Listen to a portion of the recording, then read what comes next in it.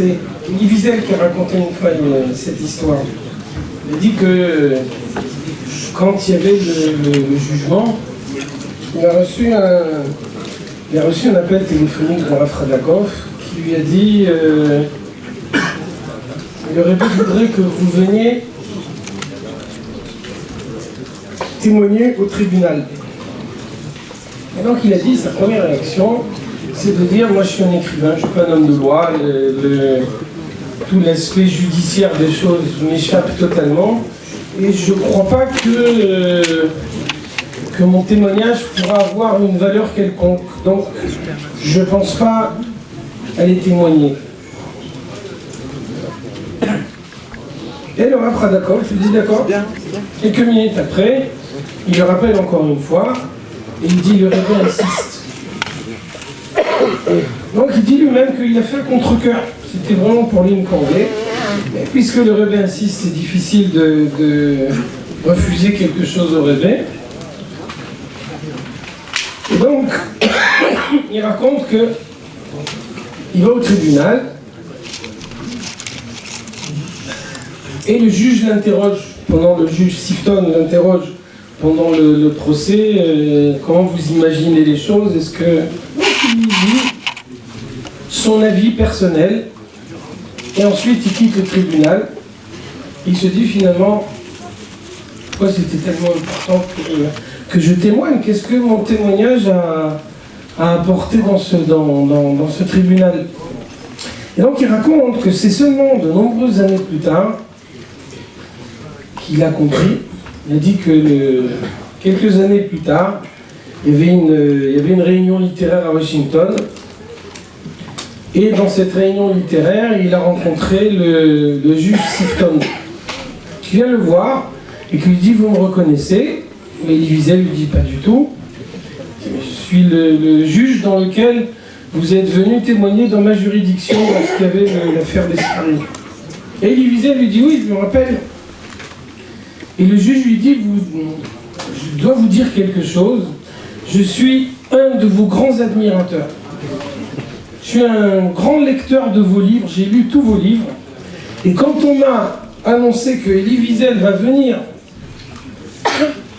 témoigner dans mon tribunal, pour moi c'était un grand événement. Et je peux vous dire que votre déposition, l'analyse que vous nous avez donnée, a été déterminante dans ma décision dans le verdict. Et là, vous voyez comment on peut imaginer un événement qui, en apparence, a l'air complètement extérieur. Pourquoi le Rebbe demande à Elie Wiesel de témoigner? Parce que Elie Wiesel, c'est une grande personnalité. Peut-être que ce qu'il dira aura un poids. Donc on voit que le Rebbe arrive à calculer chaque chose à l'avance pour que, au moment où ça se passe, au moment où le mot doit être dit, le mot est dit effectivement. Alors peut-être qu'on peut dire, ça c'est un des enseignements essentiels de Hetevet. Le Rebbe met en ordre le monde pour que ce qui doit s'accomplir dans le monde s'accomplisse effectivement. Le but de Hetevet, la réflexion de Hetevet, c'est de quelle manière chacun arrive à s'insérer dans ce plan que Dieu a fait pour le monde entier. Et le Rebbe a fait en sorte que chaque chose se réalise. Le Rebbe a fait en sorte qu'à n'importe quel endroit où il y a quelque chose qui doit être réalisé, que ça se réalise effectivement. Donc, le moment de Hetevet, c'est le moment de décider d'agir sans concession. Rien lâcher. On va de l'avant. Et après, le Rebbe a mis en place chaque chose au moment où ça doit être mis en place. Et si on va dans le sens qui nous est tracé, alors on est sûr d'arriver. Je vais raconter une anecdote de jeunesse. Une fois, Moulé m'a dit, on va aller, c'était pas longtemps après la guerre des 6 jours, au moment où le Rebbe a lancé le Miftzat Tfilin. Moulé m'a dit, on va aller faire Miftzat Tfilin dans un endroit on n'a pas l'habitude de faire cette film. Et donc j'étais chez lui à la Maison en République, et on a été ensemble boulevard Saint-Martin, pas d'où il a eu l'adresse, pas comment il est arrivé. On est parti à pied à l'époque. Moulay, il n'avait pas de voiture, il n'avait pas de permis de conduire non plus. Le permis de conduire de Moulay, c'était un grand paracha. Je me rappelle qu'à l'époque, les petits Fabringen, c'était au 17, et les grands Fabringen, c'était à la rue Duc, à l'époque. Et donc, quand on voulait aller faire Fabringen à la rue Duc, on allait avec lui. Quand Moulay a passé le permis, la difficulté particulière qu'il avait, c'était les créneaux. Et donc, une fois, on va ensemble, on était une trentaine de personnes, on allait du 17 à la rue Duc, et il y a un pauvre goy qui a eu l'idée de faire un créneau juste à ce moment-là. Et il y avait 30 rabbins tout autour qui le regardaient en train de faire le créneau. Il était tout rouge, je ne savais pas qu'est-ce qu'il avait fait le pauvre, il savait faire un créneau. Ça, c'était la manière dont Moulay a appris à faire les créneaux. Donc, on a été à pied à la rue Saint-Martin, et on est tombé là-bas dans une secte des Juifs pour Marchemont. Je ne sais pas du tout vraiment, jusqu'à aujourd'hui, je ne sais pas comment Moulay a eu cette adresse, comment il a su qu'à ce moment-là précis, il devait se rassembler. Et donc, on a été reçu par le pasteur Goldberg. Et on s'est assis là-bas. Et donc, Goldberg, il commence à parler, moitié en yiddish, moitié en français. Et il commence à expliquer toute une grande dracha que Marchemont l'a choisi, que c'est lui qui doit choisir l'histoire, c'est lui qui doit finir le travail. Et à ce moment-là, Moulay le regarde droit dans les yeux et il dit « J'ai pas compris un seul mot de ce que vous venez de dire. Mais je sais une chose, vous devez mettre les tefilines. » Et le bonhomme a complètement perdu toute sa contenance. Il s'attendait à tout sauf à ça. Et il commence à réfléchir. Et il dit, c'est pas écrit dans nos textes qu'on n'a pas le droit de mettre les tefilines. Et il se lève et Moulay lui met les tefilines. Tous les gens de la secte qui étaient là, que les Marbé Hatzar, la plupart d'entre eux c'était des juifs, ils ont tous mis les tefilines. C'était le 4e jour de Hanouka. Moulay regarde sa montre et il dit, dans une demi-heure, c'est l'âge qu'il y a, on part pas, on reste. Et dans une demi-heure, vous allez tous mettre les tefilines. Vous allez tous allumer les bougies de Hanouka. On est restés, ils ont tous allumé les bougies de Hanouka. Et ça veut dire la détermination. Il y a un but, il n'y a rien qui peut empêcher d'arriver au but. Moulay disait toujours qu'il faut faire des mifsaïm dans un endroit où on rencontre des juifs qu'on n'a pas souvent l'habitude de rencontrer. Il faut faire en sorte que même des gens que dans leur environnement naturel, ils n'ont pas réellement l'occasion d'accomplir les mitzvot, il faut leur donner à eux également la possibilité d'accomplir les mitzvot. Ah donc, Tevet, ça a la valeur d'un Yom Tov qui a été fixé dans notre génération. Chose auxquelles nous-mêmes on a assisté. On a du mal à comprendre. Après la guerre du Golfe, le Rebbe a écrit un Mirtav Klali dans lequel il dit que la guerre du Golfe c'est un plus grand miracle que le miracle de Purim. C'est qui se rappelle encore la guerre du Golfe? Qui c'est qui se rappelle de tous les miracles qu'il y avait au moment de la guerre du Golfe? Donc, on vit dans un monde où il y a des miracles partout. On vit dans un monde où chaque chose est mise à sa place. Et ce qu'on attend de nous, c'est d'avoir la détermination nécessaire pour que le miracle puisse se dévoiler. Pour que ce qui doit s'accomplir dans le monde s'accomplisse effectivement. Et pour ça, il n'y a pas de concession possible. Il faut aller droit au but. Il faut avoir peur de rien. Il faut aller au Mifsaïm, là où c'est le plus difficile.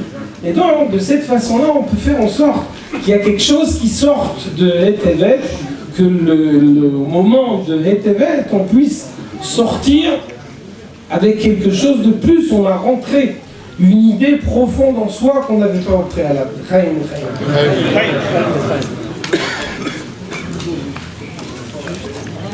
Un menton. Donc il y avait des juifs de la ville qui sont venus, qui ont assisté au Farbrengen. Et le rebbe précédent dit il y avait deux juifs, deux Yakes, qui sont venus. Le premier il s'appelait Philippe Kohn, le deuxième je ne me rappelle pas son nom. Et donc le rebbe précédent raconte qu'à la fin du Farbrengen, les deux Yakes ils sont venus voir le Rabbi Rachab et ils lui ont dit vous savez, on a perdu notre temps. Vous avez raconté des choses dans le Farbrengen, on n'a rien compris de ce que vous avez raconté. Si on était resté chez nous à la maison, on aurait étudié la Gemara pendant tout ce temps-là, on aurait fait vraiment quelque chose. Alors que maintenant, on a écouté votre Farbrengen et on n'a rien reçu de votre Farbrengen. Et le rabbi précédent raconte comment son père a fait toute une rachat à ces gens-là. Dire que la chassidoute c'est quelque chose de profond. Et dans la chassidoute on a besoin de s'approfondir, on a besoin de faire des efforts. Donc si on a besoin d'une conclusion, ça veut dire que chacun il doit utiliser les derniers instants pour se dire comment je fais pour pas être un Philippe Kohn. C'est la question. Ça veut dire je suis venu au Farbrengen de Etebet comme un touriste. Je suis venu en passant. Au moment où je suis venu, j'avais décidé que rien allait changer. Et donc, comme avant de commencer, j'avais décidé que rien allait changer, donc effectivement, rien n'a changé. Il y a une sikha du Rebbe, Simchat Torah Tafshin Yudbet. Le Rebbe il dit, un Farbrengen, c'est un juif, il a toujours son baluchon sur l'épaule. Et donc, de temps en temps, quand un juif errant, il se promène dans la rue avec son baluchon sur l'épaule, de temps en temps, il ouvre le baluchon, il dit, il me manque tel truc, il faut que j'achète telle chose, il faut que je complète telle autre chose. Et donc, c'est ça un Farbrengen. Farbrengen, c'est le moment où chacun y met son baluchon personnel sur la table, il se demande de quelle manière je peux faire en sorte que j'ai besoin d'ajouter un peu plus dans telle chose, j'ai besoin d'ajouter un peu plus dans tel autre domaine. Ça veut dire que si on a consacré toute une soirée à un Farbrengen de Etebet et que demain on va faire la grasse matinée comme s'il n'y avait pas eu de Farbrengen, que demain on peut imaginer de prier comme s'il n'y avait pas eu de Farbrengen, que demain on peut imaginer de parler au Mifsaïm comme s'il n'y avait pas eu de Farbrengen. Avec ça, on aura la preuve qu'on est le Philippe Kohn qui est venu en touriste au moment du Farbrengen. Et donc, quelques instants, ça suffit pour tout changer. En quelques instants, on peut décider que quand le Rebbe il dit qu'on peut changer les choses, quand le Rebbe il dit qu'une bonne décision, une bonne chose, ça peut tout changer. Quelqu'un connaît le mot du Rebbe Maharash que tromper Dieu c'est impossible et tromper les autres c'est très difficile et les tromper, tout ce qu'on peut faire c'est de se tromper soi-même et tromper un imbécile, pas un tellement grand ridouche. J'ai entendu une fois à Soukot, le Rav Bronner il a fait Farbrengen dans sa souka, il a raconté que une fois le Rebbe il a appelé dans son bureau et le Rebbe lui a dit il y a tel Jungerman que d'habitude il priait à 770 et là on voit que depuis quelques semaines il ne prie plus ici. Et donc le Rebbe a dit va le voir et demande-lui pourquoi il a arrêté de prier à 770, mais surtout qu'il ne sache pas que ça vient de moi. Et donc le Rav Bronner il raconte qu'il a été voir ce Jungerman dans la choule, il a dit alors on ne voit plus. Et voilà, il y a mon père qui prie dans une autre choule et donc je veux prier dans la même choule que mon père. À l'époque, il y avait à Kronheit beaucoup d'autres communautés en dehors de Chabad. Donc le Rav Bronner il raconte, il dit il est rentré dans le bureau du Rebbe et il a dit au Rebbe, je lui ai posé la question et voilà ce Voilà ce qu'il m'a dit. Et il a dit, le Rebbe, il a fait un grand sourire. Et le Rebbe, il lui a dit, il t'a dit ça parce que toi, il peut dire n'importe quoi. Tu vas le croire, mais moi, je sais que c'est pas la raison. Moi, je sais que c'est pas ça la vraie raison. Il a une autre raison. Pourquoi il prie pas à 770? Je voulais qu'il te dise la raison. T'es pas arrivé à trouver la raison. C'est-à-dire, on peut pas tromper. On peut pas tromper le monde, on peut pas tromper le Rebbe, on peut pas tromper Dieu. On peut arriver à se tromper soi-même. Ah, j'étais au Fabringen. Le Fabringen, c'était un Fabringen. Donc, le but du Fabringen, c'est qu'après le Fabringen, ça change. On dit chez les Chassidim, on dit d'où on sait que la tfila c'est une bonne tfila, on le voit après la tfila. Et comment c'est possible de voir après la tfila que ça a été une bonne tfila? Ça dépend de avant la tfila. Donc on pense que c'est avant, que c'est après. Le réveil vient nous montrer que c'est à n'importe quel moment. Combien de fois on a vu que le réveil il a fait un Fabringen et tout le monde a dit le réveil va parler de tel sujet, on sait que c'est tel sujet qui est l'actualité. Et le réveil il fait tout un Fabringen et il ne dit pas un mot de ce qu'on attend.